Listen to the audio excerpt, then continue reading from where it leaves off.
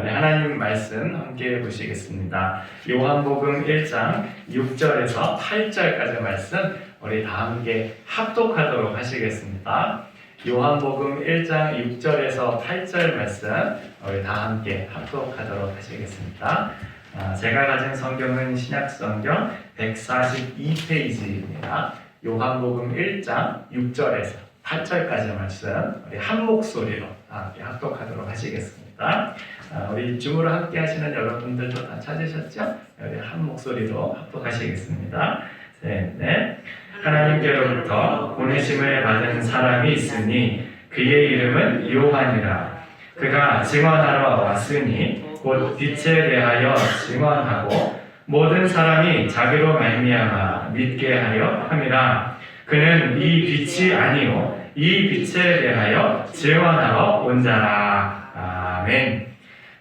칼슨 퓨라고 하는 분이 쓴 책의 핵심 리더를 세운 실전 멘토링이라고 하는 책이 있는데 그 책에서 이제 그분이 항해에서 어떻게 하면 표류하지 않고 원하는 목적지까지 잘 갈 수 있는가에 대한 그런 예화를 들어주셨어요. 한 능숙한 뱃사람이 있었는데 그 능숙한 뱃사람이 이제 지도를 쫙 펼쳐놓고 이제 여러 이제 학생들을 모아놓고 우리가 항해를 할 때 절대 표류하지 않는 방법이 무엇인가? 그러기 위해서 우리한테 가장 중요한 것이 무엇인가? 이것에 대해서 이렇게 물어보셨대요. 그러니까 이제 거기에 있는 학생들이 여러 가지 대답을 할 거 아니에요? 어떤 학생은 날씨에 대해서 아는 게 제일 중요합니다. 왜냐면은 바다에서 날씨 어떻게 되는지 예측을 못하면 이거 곤란한 일을 겪잖아요. 날씨에 대해서 아는 게 중요합니다. 또 어떤 분은 도착지에 대한 정보를 아는 게 중요합니다. 도착지의 시간은 어떻게 되고 또 거기에 날씨는 어떻게 되고 위치는 어떻게, 예를 들면은 도착했는데 뭐 깜깜한 밤이다. 그러면 이거 짐을 내리기도 좀 애매하고 막 그러니까 도착지의 시간도 분명히 아는 것이 중요합니다. 이렇게 이야기를 하는 거예요. 또 어떤 사람은 다른 건 모르겠고 선장의 탁월한 리더십이 필요합니다. 왜냐면 이게 항해 중에 무슨 일이 일어날지 모르잖아요. 그러니까 막 선장이 막 여기 흔들렸다가 저기 흔들렸다가 막 무슨 일이 생겼을 때 본인부터가 막 우왕좌왕하면 이거 배 이거 큰일 난다 이럴 수 있기 때문에 선장의 탁월한 리더십이 무엇보다 중요합니다. 이렇게 대답을 했어요. 여러분이라면 어떤 대답을 하실 것 같으세요? 우리가 항해할 때 있어서 가장 중요한 것은 무엇일까? 저 같은 경우에는 이제 대멀미를 많이 하기 때문에 멀미하기 제일 중요하지 않냐 이렇게 말할 수 있을 것 같은데 물론 학생들 중에서 여러 대답이 나왔지만은 그 강의를 하는 그 뱃사람이 이렇게 이야기를 했대요. 항해에서 가장 중요한 것은 지금 자기의 위치를 분명하게 아는 것입니다. 생각해보니까는 맞는 말인 것 같아요. 우리가 도착지에 대한 정보를 아무리 정확하게 안다고 해도 지금 내가 어디 있는지를 잘 모르면은 이거 어떻게 거기를 찾아가야 될지 감이 잡지 않는 것 같아요. 날씨에 대한 정보를 아무리 잘 알고 있다고 해도 내가 여기 어디 있는지를 정확히 알지 못하면은 그 날씨가 나에게 어떻게 영향을 미칠지 전혀 예상치 못하고 또 그런 난감한 일을 당하고 마는 것 같아요. 우리가 어디에 있는지를 분명히 알지 못하면 우리가 표류하기 쉽고 방향을 잡지 못하는 경우가 굉장히 많이 있는 것 같습니다. 우리 신앙에서도 그렇죠, 여러분. 우리가 어디에 있는지 우리 자신의 영적인 위치를 올바로 아는 것, 이것이 굉장히 중요합니다. 우리가 스스로의 위치에 대해서 바로 인식하지 못하면 자기 자신이 지켜야 될 자리를 착각하게 되고 또 지켜야 될 자리를 지키지 못하기 때문에 그 공동체가 여러 가지 어려움을 겪게 될 수가 있는 거예요.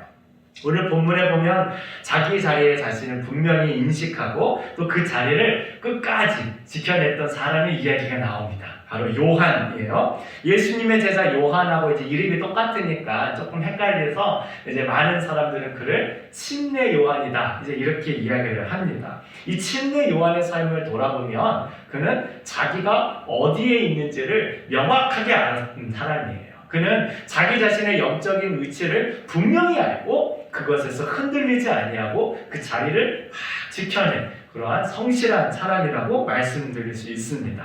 오늘 말씀을 나눌 때 우리에게도 그런 은혜가 있기를 주님의 이름으로 축원드립니다. 우리의 영적인 위치가 어디에 있는지를 바로 깨닫고 그리고 그것에서 흔들리지 않는 거예요. 어떠한 어려움이 있든지 혹은 어떠한 유혹이 우리 가운데 있다고 하든지 간에 우리가 주님께서 우리에게 주신 이 영적인 자리를 분명히 지켜내서 우리 공동체를 건강하게 지켜내고 우리가 속한 이 사회를 정말 주님의 말씀으로 변혁시킬 수 있는 그런 위대한 그리스도인으로 쓰임받게 되어지길 원합니다. 오늘 두 가지를 함께 나눌 때 우리 가운데 주님께서 그런 은혜 부어주셔서 주님 안에서 그런 믿음의 결단들을 하게 되실 수 있기를 우리 주님의 이름으로 축원드립니다. 할렐루야. 우리 첫째 우리 한번 읽어보도록 하시겠습니다.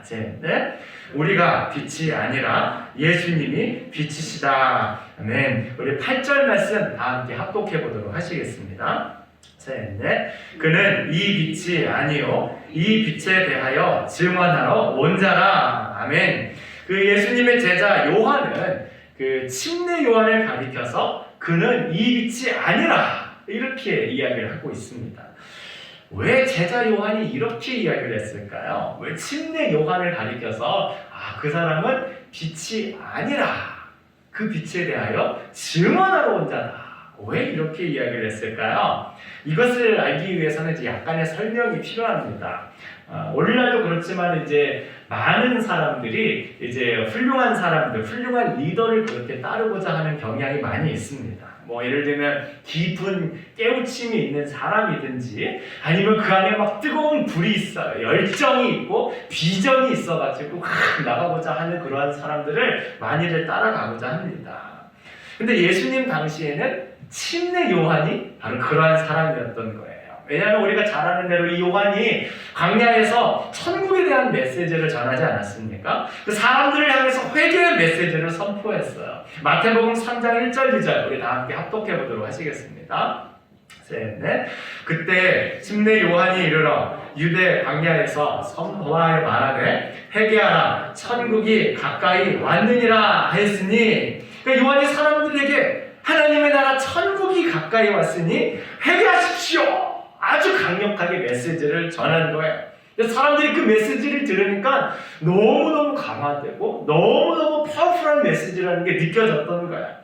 그렇지 않아도 먹고 살기가 너무너무 힘들었거든요. 세상 사람들 살아가는 거 보면은 다 자기 이기적인 모습대로 살고 탐욕 가지고 살고 쾌락에 빠져 살고 아니면 반대로 두려움, 불안 여러 가지 문제 때문에 매일매일 근심과 걱정 가운데 빠져 사는 그런 모습들이 너무너무 많이 있는 거예요. 게다가 이제 리더라고 하는 사람들도 보니까 아무런 도전이 안 되는 거예요. 아무런 강화가 안 되는 겁니다. 다 그냥 자기 주머니 챙기느라고 정신이 없지 뭐 공동체를 위해서 희생을 하거나 아니면 정말 뚜렷한 비전으로 나갑시다 이렇게 이끌어주는 모습도 없고 그냥 이것도 저것도 아닌 그런 모습들이 너무너무 많은 거예요.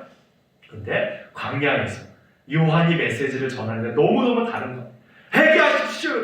하나님의 나라 천국이 곧 임할 것입니다.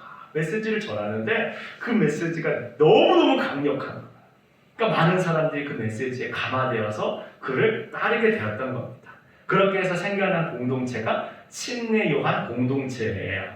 이 공동체가 점점 커지고 이제 영향력이 막 강해지다 보니까 유대 사회에서 이 요한 공동체를 모르는 사람이 없을 정도가 되었어요. 마가복음 2장 18절 말씀 보면 어떤 사람이 예수님께 와서 요한의 제자들과 바리새인의 제자들은 금식하는데 어찌하여 당신의 제자들은 금식하지 아니합니까? 이렇게 물어보는 일인데 이게 바로 그 요한 공동체를 가리키는 말이에요. 또 누가복음 11장 1절에도 예수님의 제자들이 예수님께 요한이 자기 제자들에게 이렇게 기도를 가르쳐 주는데 예수님 저희들한테도 기도를 좀 가르쳐 주시면 안 되겠습니까? 그랬더니 예수님께서 그때 그러냐? 그럼 너희는 이렇게 기도해라. 하늘에 계신 우리 아버지여 이름이 거룩히 여김을 받으시옵소서 나라의 임하옵시옵소서. 우리가 잘 알고 있는 그 기도문을 바로 이러한 맥락 가운데 주님께서 가르쳐 주신 거예요. 그러니까 여러모로 보았을 때 그 요한을 따르는 무리들이 굉장히 그 사회에 많이 있었고 또 강한 영향력을 그렇게 미치고 있었습니다. 근데 그렇게 쭉 나가면 얼마나 좋았겠어요. 근데 요한 공동체는 그로 인해서 자기 자신의 위치와 자리를 잃어버리고 말았어요. 자기들이 원래 있어야 될 그 자리 가운데서 비껴나가고 말았습니다. 식약신학자인 루돌프 슈나켄부르크는 요한 공동체가 이 요한을 어떻게까지 생각했냐면 나아가 메시아로까지 생각하는 그런 모습이 굉장히 강했다고 그래요. 그러니까 단순히 요한을 하나님을 신실하게 따르는 사람, 참 영성이 깊은 사람, 우리가 함께해서 정말 하나님을 예배해야 될 그럴 사람으로 생각했던 게 아니라 그를 메시아로까지 그렇게 생각하고 있었다는 거예요.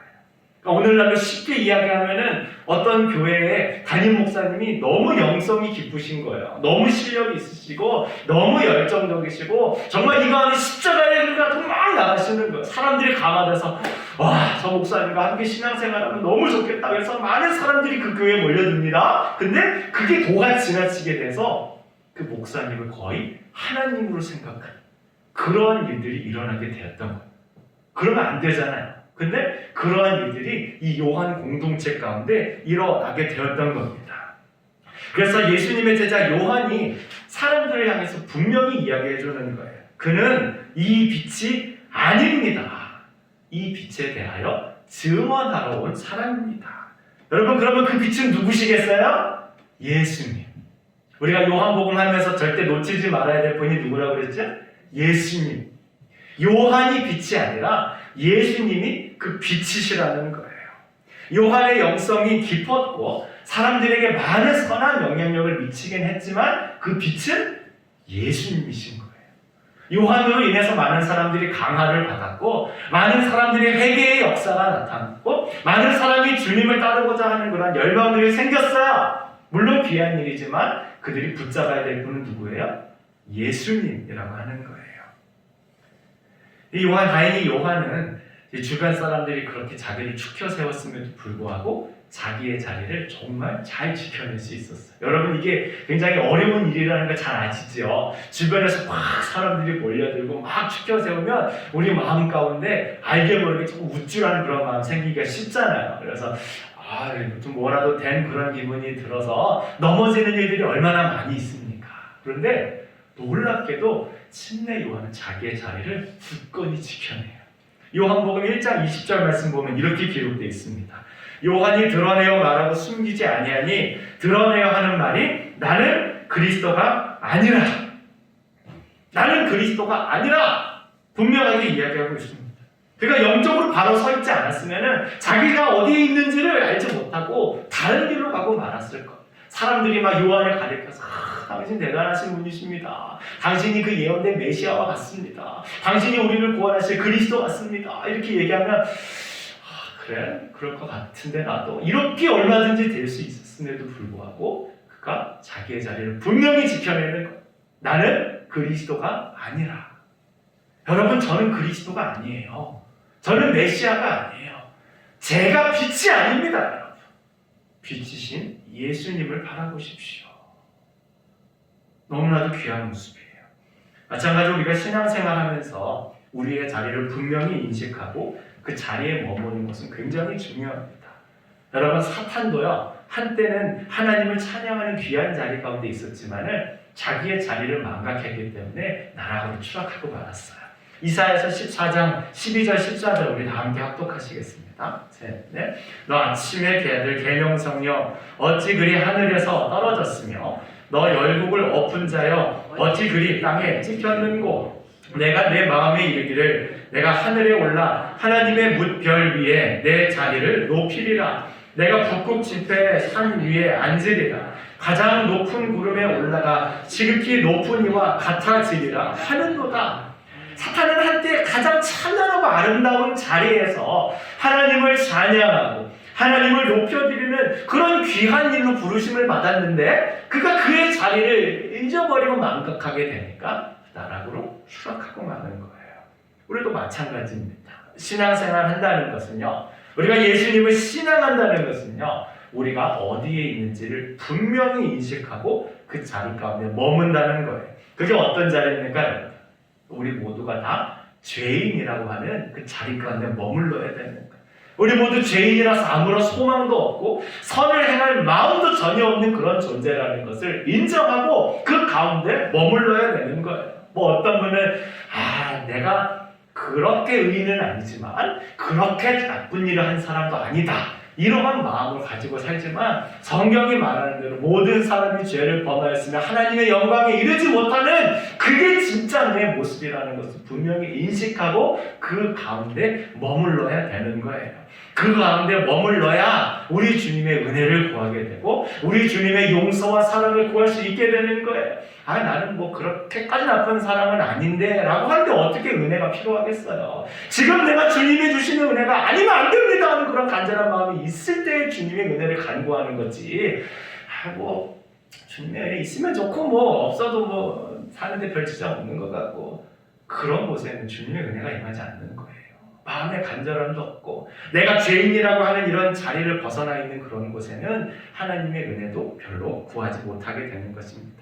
주님께서 우리를 한량없는 은혜와 사랑으로 받아주셔서 정말 내가 아무런 자격이 없는데 주님께서 그 사랑을 우리 가운데 부어주셨기 때문에 내가 그 은혜로 삽니다, 이러한 고백이 우리 가운데 정말 일어나지 않는다면 교회와 우리 성도 가운데는 소망이 없는 거예요. 우리가 정말 주 예수 그리스도를 믿는 믿음으로 갈라디아서 2장 20절에 그런 고백을 하면서 나아가야 되는 것입니다. 우리 한번 합독해 보실까요? 시작. 내가 그리스도와 함께 십자가에 못 박혔나니 그런즉 이제는 내가 사는 것이 아니요 오직 내 안에 그리스도께서 사시는 것이라. 이제 내가 육체 가운데 사는 것은 나를 사랑하사 나를 위하여 자기 자신을 버리신 하나님의 아들을 믿는 믿음 안에서 사는 것이라. 할렐루야, 할렐루야. 우리가 이런 은혜 가운데 살아가야 되는 거예요. 내 힘으로, 내 능력으로, 내 경험으로 내가 쌓는 것으로 그렇게 살아가는 게 아니라 우리가 원래 있어야 될 그 자리, 죄인이라는 것을 분명히 인식하고 날마다 하나님의 은혜를 구하면서 나아가는 우리 모두가 되어야 될 줄로 믿습니다. 그래야 우리가 정말 힘이 되는 거예요.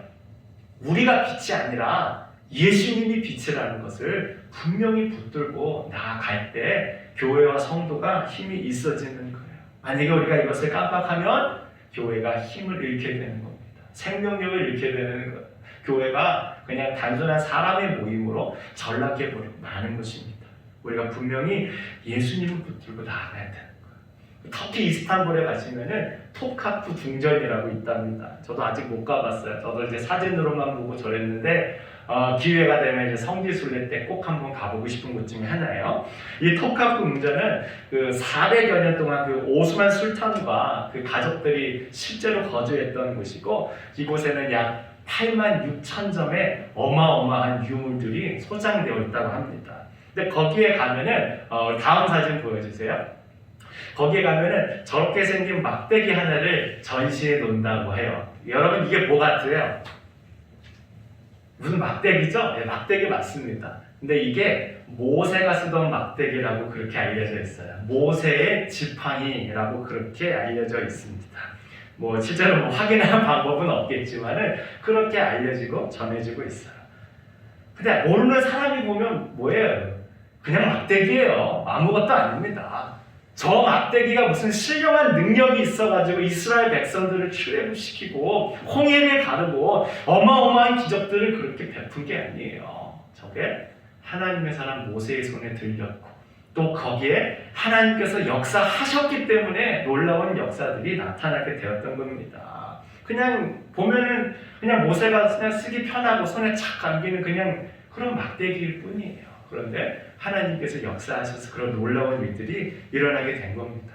근데 모세가 자기의 자리를 착각하면 어떻게 되겠어요? 야, 내가 무슨 능력이 있어가지고 어마어마한 일을 하는 것 같은데 막 그런 교만 가운데 빠지지 않겠습니까? 근데 모세가 그러지 않았어요. 자기의 자리를 분명히 알고 하나님께서 별것도 아닌 나를 통해서 이렇게 역사하시는구나. 늘 겸손하게 주님의 은혜만을 간구하였던 거예요. 그래서 그를 통해 놀라운 역사들이 나타나게 된 것입니다. 사랑하는 여러분, 오늘날 저와 여러분, 우리 교회가 분명히 알아야 될 것이 있어요. 바로 우리는 예수님의 피로 값주고 사신 그런 존재들이, 우리가 예수님이 아니고 우리가 그리스도가 아니고 우리가 빛이 아닙니다. 예수님이 빛이세요.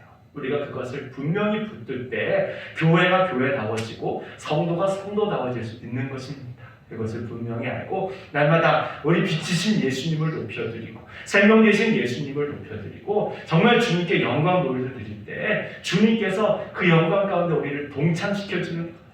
야, 영광 잘 받았다. 아, 잘 받았다. 이러고 끝나시는 게 아니라 우리를 함께 일으켜 주셔서 그 영광 가운데 참여시켜 주시는 영원히 다스리시는 그 자리 가운데 정말 자격 없는 우리를 참여시켜 주셔서 함께 그 기쁨, 영광을 나누도록 인도해 주시는 것이에요. 우리가 그것을 기억하고 우리의 자리를 분명히 기억하며 나아가는 저와 여러분 다 되시기를 주님의 축원드리겠습니다. 자, 우리 둘째 우리 한번 읽어보도록 하시겠습니다. 셋, 넷. 우리는 예수님을 증언하라고 부름받았다. 우리 7절 말씀도 우리 함께 합독해 보도록 하시겠습니다. 시작. 그가 증언하러 왔으니 곧 빛에 대하여 증언하고 모든 사람이 자기로 말미암아 믿게 하려 함이라. 아멘. 이 말씀 보니까 침례 요한이 이 땅에 증언하러 왔다 이렇게 기록하고 있습니다. 그러니까 요한은 이 땅에 그냥 태어난 게 아니라는 말씀이죠. 이 땅에 빛이신 예수님을 증언하기 위해서 태어났다라고 하는 것을 우리가 알 수 있습니다. 많은 분들이 아시겠지만은 그 요한의 출생도 참 기적적이었어요. 요한의 부모님 그 사가랴와 엘리사벳은 나이가 아주 많았는데 그럼에도 불구하고 자녀가 한 명도 없었습니다. 그러니까 얼마나 아기가 갖고 싶었겠어요. 오늘날에도 아기 갖고 싶어 하시는 부모님들 보면은 정말 그 마음에 간절함이 있습니다. 이거 안 되고 저래도 안 되니까 야 이거 시험관이라도 해야 되나? 막 근데 시험관도 제대로 안 되고 막 그러면은 정말 그 마음이 낙담돼가지고 이런 말을 할 수가 없는 거예요. 그런데 그때 당시에는 그게 더했지요. 아이가 없다는 거는 일종의 신의 저주를 받은 것과 같아가지고 다른 사람의 시선도 그게 장난이 아닌 겁니다. 아니 어떻게 제사장이라는 사람이 애도 없대? 정말 그 시선이 말도 못하는 거예요. 그러니까 그 사람들 마음 가운데 깊은 고뇌가 있는 거예요. 하나님 저희들 아이를 좀 주세요. 자녀를 갖고 싶습니다. 정말 갖고 싶습니다. 하는 그런 간절함이 그들 가운데 있었는데 가브리엘 천사가 나타나서 그들에게 아들이 나올 것이다 예언을 해주는 거예요. 아들이 나올 것이니까 그 이름을 요한이라고 지어라 이렇게 해주는 거예요. 얼마나 놀라운 기적이 일어났습니까? 근데 특이한 게 있어요. 단순히 그냥 아기 태어나게 해주겠다, 무슨 삼신할매처럼 나타나서 아기 점지어주겠다 이렇게만 한 게 아니라 그 아이가 태어날 것인데 그냥 태어날 게 아니라 이러한 목적이 있어서 태어날 것이다 알려주는 겁니다. 우리 누가복음 1장 16절 17절 합독하십니다. 시작. 이스라엘 자손을 주 곧 그들의 하나님께로 많이 돌아오게 하겠습니다. 그가 또 엘리야의 심령과 능력으로 주 앞에 먼저 와서 아버지의 마음을 자식에게 거스르는 자를 의인의 슬기에 돌아오게 하고 주를 위하여 세운 백성을 준비하리라. 아멘. 요한이 이 세상에 태어나는 게 그냥 태어나는 게 아니라 이스라엘 자손들을 하나님께로 많이 돌아오게 하기 위해 태어나는 것이고 엘리야의 심령과 능력으로 예수님보다 앞에 와서 사람들을 준비시키기 위해서 태어나는 것이라고 분명히 일러주고 있어요. 여러분 우리에게도 마찬가지예요. 우리가 예수님 믿거든요. 그냥 우리 혼자 구원받고 우리 혼자 그냥 천국 가고 이러한 문제가 아니라는 거예요. 그것도 참으로 귀하고 감사한 일이지만 더 큰 목적을 위해서 우리가 부르심 받았다는 것을 분명히 깨달아야 됩니다. 우리 베드로전서 2장 9절 말씀도 합독하십니다. 시작. 그러나 너희는 택하신 족속이요 왕같은 제사장들이요 거룩한 나라요 그의 소유가 된 백성이니 이는 너희를 어두운 데서 불러내어 그의 기이한 빛에 들어가게 하신 이의 아름다운 덕을 선포하게 하려 하심이라. 할렐루야. 아름다운 덕을 선포하게 하려 하심이라. 예수님께서 우리를 부르신 목적을 말씀하셨잖아요. 그의 기이한 빛에 들어가게 하신 이의 아름다운 덕을 선포하게 하려 하심이다. 한마디로 얘기하면 예수님 전하러 우리를 부르셨다는 거예요. 그냥 나 한 명 구원해 주려고, 그냥 나 한 명 천국 가게 해주려고 구원하신 걸 넘어서서 우리를 통해서 예수님의 복음을 전하게 하려고 우리 모두를 주님께서 부르셨다는 말씀입니다. 사도행전 1장 8절 말씀도 합독하십니다. 시작. 오직 성령이 너희에게 임하시면 너희가 권능을 받고 예루살렘과 온 유대와 사마리아와 땅끝까지 이르러 내 증인이 되리라 하십니다. 아멘. 이것이 우리 모든 그리스도인들의 부르심이라는 거예요. 이 일을 위해서, 증인되는 삶을 위해서 우리 모두를 주님께서 부르셨다는 말씀입니다. 오늘날 우리 성도들과 교회가 이 부르심 가운데 온전하게 서 있는지 분명히 점검해야 될 줄로 압니다. C.S. 루이스는 우리의 시선이 주님을 향하고 있는 동안만 우리는 그리스도인으로, 주님의 증인으로 살아갈 수 있다, 이렇게 이야기를 하였어요. 우리가 주님 말고 다른 데를 보면 증인으로서의 삶을 살 수 없다는 거예요. 우리가 온전히 예수님의 십자가만 바라보고 예수님만 바라볼 때 참 증인으로서의 삶을 살아갈 수 있다는 말입니다. 우리가 정말 그렇게 살아가고 고백해야 되는 거예요. 우리가 때에 있든지 없든지 정말 예수님을 전하는 그런 삶을 살고 있는가? 내가 정말 예수님을 전하는 그런 삶을 살고 있는가? 혹시 내가 영적으로 떨어져 있어서, 아니면 너무 게을러서 주님께서 나에게 주신 이 부르심을 소홀히 하고 있었던 것은 아닌가? 분명히 기억해야 되는 거예요.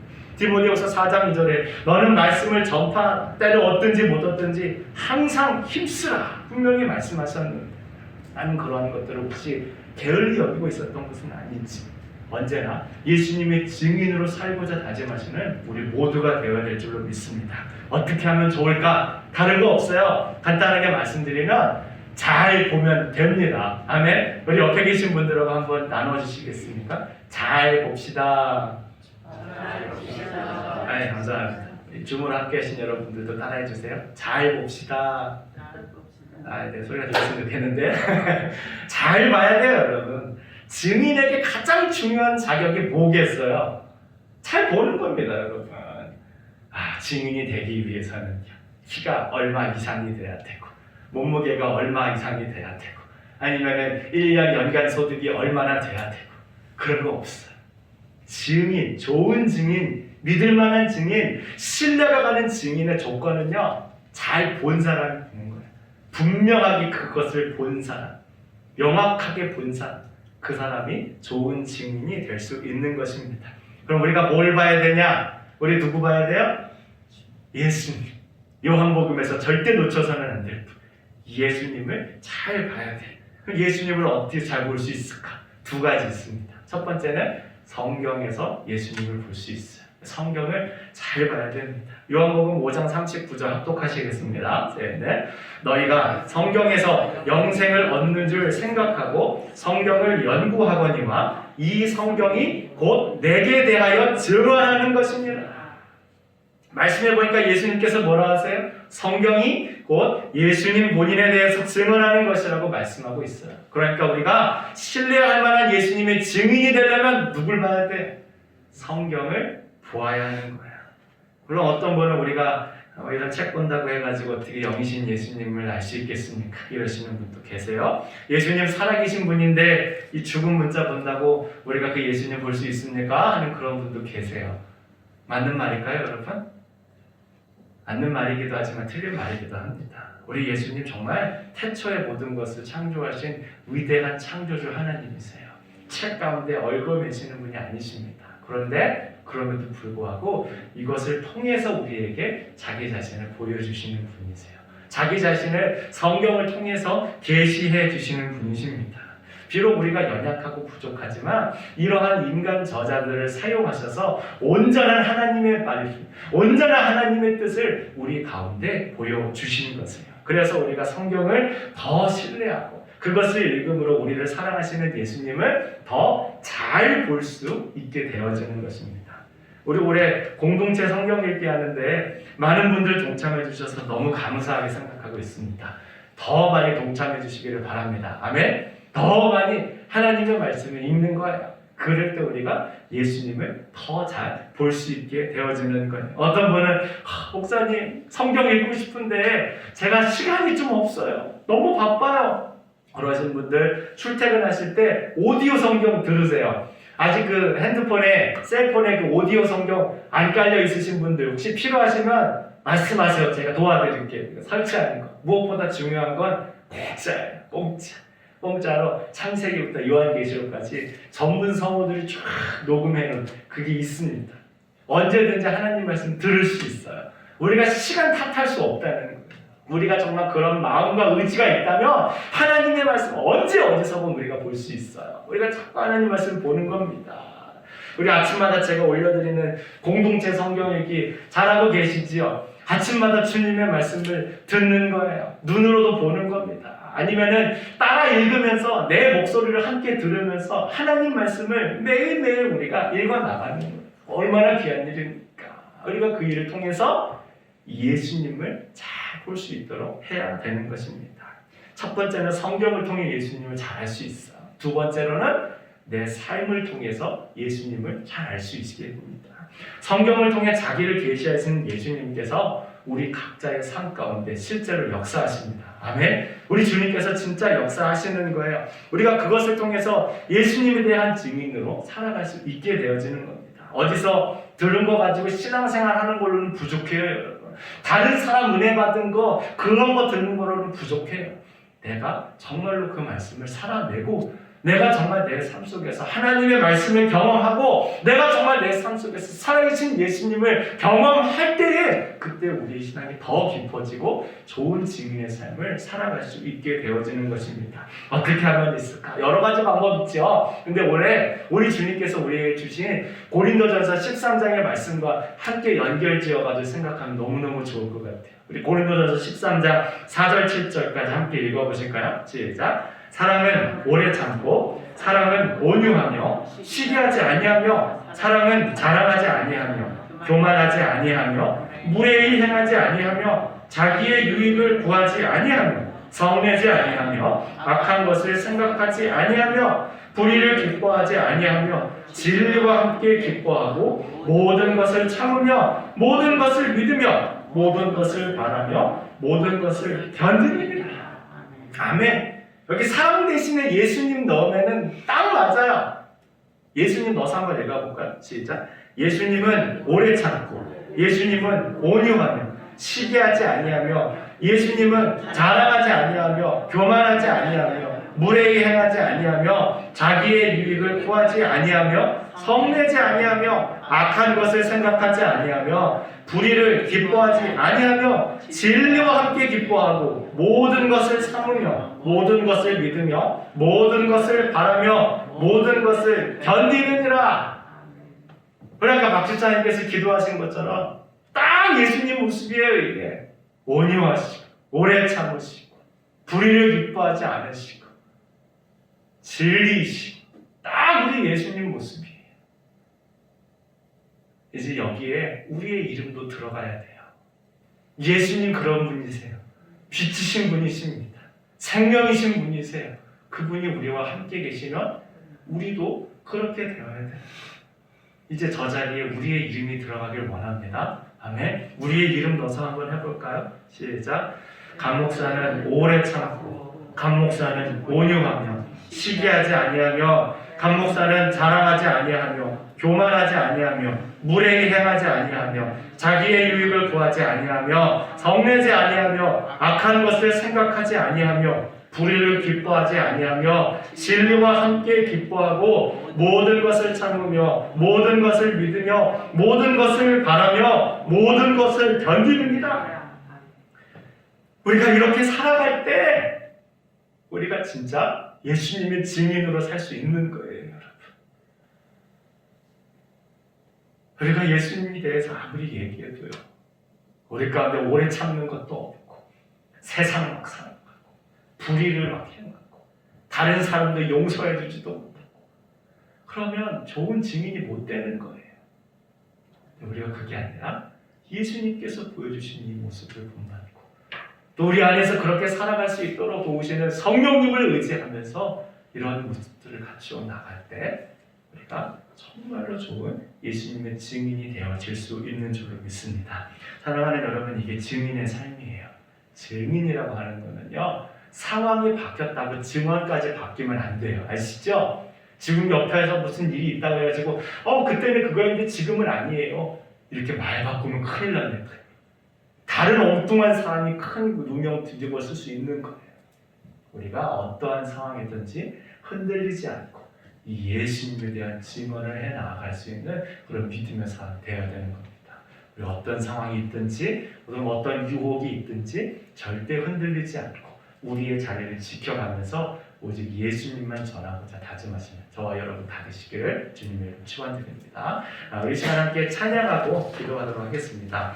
우리 복음성가 매일 시치는 사람들 우리 함께 찬양하시고 정말 우리가 많은 사람들에게 정말 예수님 복음을 전하는 증인으로서의 삶을 살 수 있도록 도와주옵소서. 함께 기도하시겠습니다.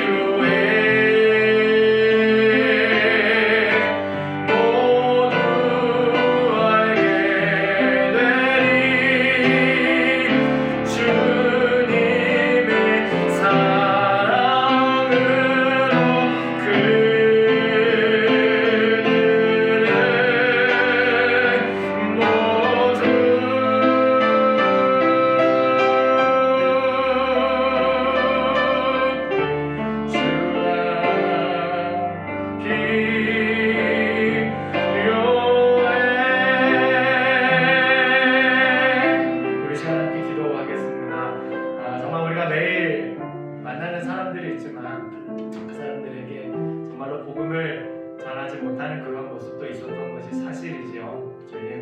다시 한번 우리를 긍휼히 여기시고 우리 안에 복음을 뜨겁게 살아 움직이게 하여 주셔서 우리의 위치를 분명히 알고 예수님의 증인으로 살아갈 수 있도록 도와주시옵소서. 기도하시면 나아갑니다. 기도합니다. 하나님의 말씀이 고맙습니다. 정말 저희들이 우리 주님의 도우시고 인도하시면 다시 한번 감사합니다. 이 땅을 살아가면서 수많은 사람들을 만나지만 예수님의 복음 하나 전하지 못하고 살아가는 분들이 얼마나 많이 있는지 긍휼히 여겨주셔서 다시 한번 우리 주님의 증인으로 함께 살아갈 수 있도록 해주시고 우리가 정말 누가 놀리는 사람들이 여주시면 주님 축복해 주시옵소서.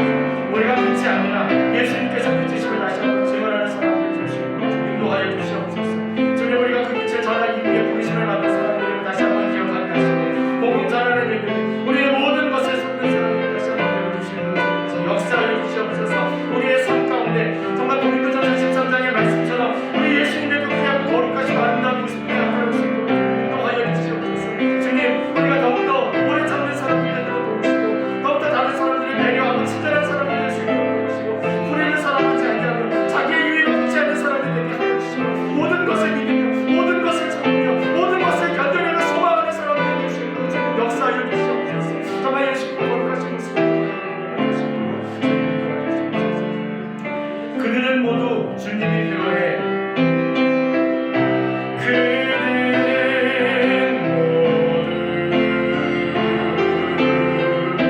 주가 필요해.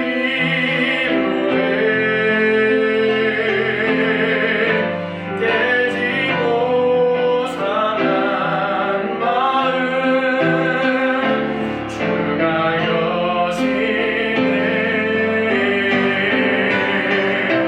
그들은 모두 주가 필요해. 모두 알게 주님의 사랑으로 주님의 사랑으로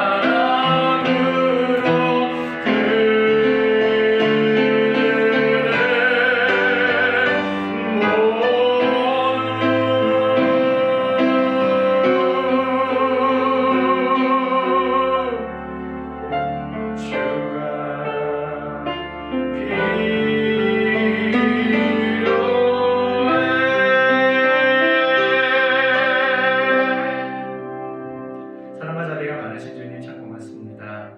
정말 우리가 매일 만나는 사람들에게 예수님을 전하는 참 귀한 증인들 될 수 있도록 인도하여 주시옵소서. 우리가 빛이 아니라 빛이신 예수님을 전하는 사람들 되도록 인도하여 주옵소서. 날마다 우리 가운데 베풀어 주시는 귀한 은혜와 소망으로 말미암아 우리의 자리를 벗어나지 않게 하여 주시고 그저 주님께 영광 돌리며 나아가는 우리 교회와 성도가 될 수 있도록 축복하여 주옵소서. 이 모든 말씀을 예수님 이름으로 기도합니다. 아멘. 우리 다 함께 자리에서 서셔서 우리 찬송가 50장 3절 찬양하시면서 봉헌하시겠습니다.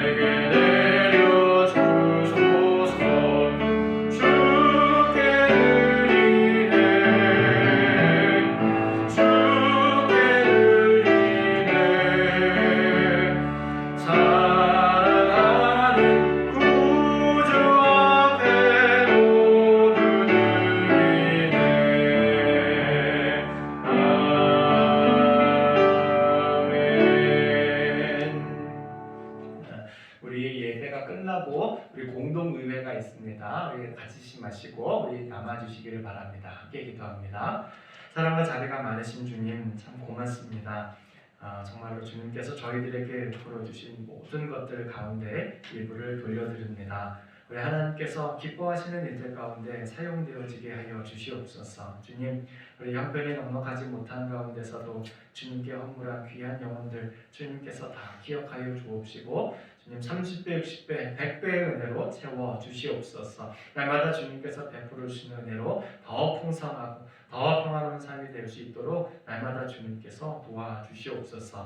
우리 연로하신 부모님들 특히 건강을 주님께서 지켜주시고 정말 계단을 오르내릴 때마다 안전할 수 있도록 도와주시고 정말 이 코비드-19 속에서도 건강하실 수 있도록 우리 주님께서 특별히 보호하여 주시옵소서. 우리 군문에 있는 자녀들, 공부하는 자녀들, 그리고 타지에 있는 자녀와 우리 타국에 있는 자녀들, 그리고 어린 생명들, 뱃속에 있는 모든 생명들 주님 다 기억하시고 돌보아 주셔서 정말 그들이 이 땅을 살아가면서 늘 주님의 사랑을 기억하고 사는 참으로 신실한 증인들 다 될 수 있도록 사용하여 주시옵소서. 주님, DC에서 참으로도 안타까운 일들이 계속해서 일어나고 있습니다. 주여 우리 가운데 평화를 주시고 정말 우리가 자기 자신의 유익만을 생각하는 사람이 아니라 불의를 기뻐하는 사람이 아니라 우리 예수님의 모습을 닮아가고자 애쓰는 사람들 될 수 있도록 축복하여 주시옵소서.